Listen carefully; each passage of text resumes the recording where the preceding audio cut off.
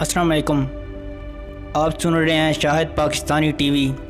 सामीन, आज आपको बहुत ही ख़तरनाक और बहुत ही भयानक किस्म की खबर देने जा रहे हैं। वो खबर जो सबसे पहले हम देंगे आपको वो ये है, सुप्रीम कोर्ट ने पाकिस्तान में यूट्यूब बंद करने का इंदिया दे दिया है।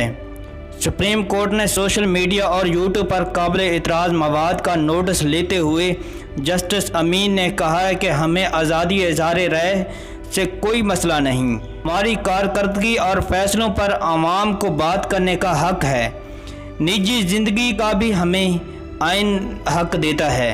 जस्टिस काजी अमीन ने इस्तफसार किया कि FIA या PTA ने देखा है यूट्यूब पर क्या हो रहा है, जजेस को शर्मिंदा किया जा रहा है।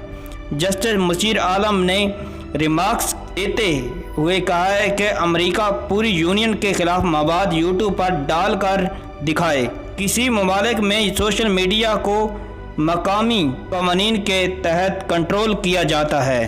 दूसरी खबर है सामीन आपको जो देंगे वो ये है, और काबिल शर्म भी है।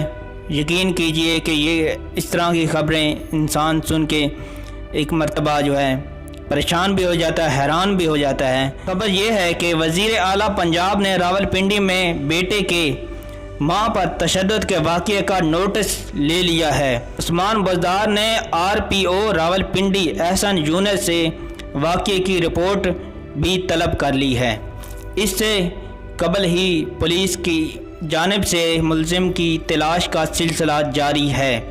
सामीन, इस तरह की खबरें बंदा सुन के हैरान भी होता है और परेशान भी होता है कि ये हमारा पाकिस्तान का माशरा किस तरह का हो गया है, सिस्टम किस तरह का, निज़ाम किस तरह का हो गया है कि अब बेटे की इतनी जुर्रत हो गई है कि उसने अपनी माँ पे तशद्दुद कर दिया है। और मज़ीद देने के लिए मेरा YouTube चैनल सब्सक्राइब कीजिएगा शाहिद पाकिस्तानी टीवी, और लाइक भी ज़रूर कीजिएगा। मज़ीद अच्छी खबरें हम आपको देते रहेंगे।